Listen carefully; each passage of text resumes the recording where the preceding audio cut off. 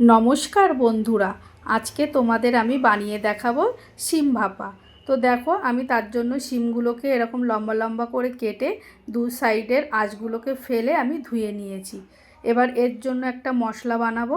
তো তার জন্য 2 চামচ সাদা সর্ষে আর 2 চামচ সাদা তিল আর স্বাদ মতন কাঁচা লঙ্কা দিয়ে সামান্য জল দিয়ে মিক্সিতে একটা পাতলা আমি পেস্ট বানিয়ে নেব।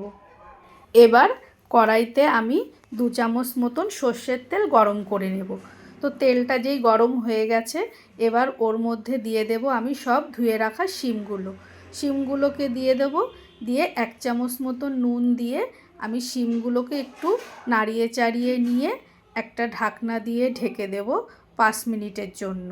যেহেতু শিমগুলো শক্ত, তো তাই একটু ঢেকে দেব, তাহলে তাড়াতাড়ি নরম হয়ে যাবে।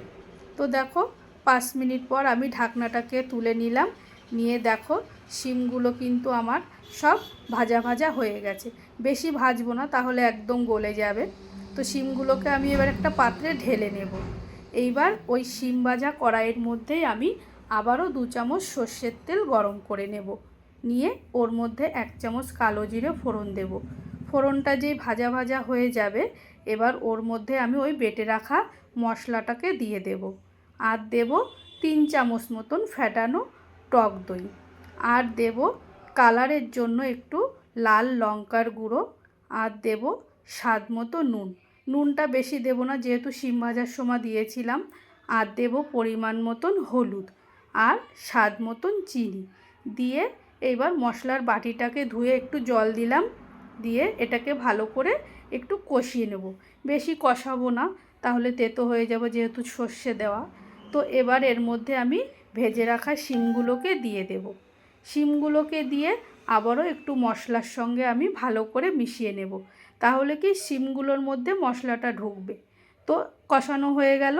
এবার এর মধ্যে দেব আমি বেশ খানিকটা ধনেপাতা কুচোনো। ধনেপাতাটাকে দিয়েও আমি একটু নাড়িয়ে চাড়িয়ে নেব। নিয়ে ভালো করে এর সঙ্গে মিশিয়ে দিয়ে আবারও একটা ঢাকনা দিয়ে ঢেকে আমি 5 মিনিট রান্না করে নেব। তো 5 মিনিট পর ঢাকনাটাকে খুলে দেখো, কত সুন্দর কালার এসেছে আর সাইড থেকে কেমন তেল বেরিয়েছে। তো আবারও আমি একটু নাড়িয়ে চাড়িয়ে দিলাম। তো বন্ধুরা, আমার কিন্তু রান্নাটা পুরোপুরি কমপ্লিট হয়ে গেছে। এবার এটাকে একটা পাত্রে আমি ঢেলে নেব।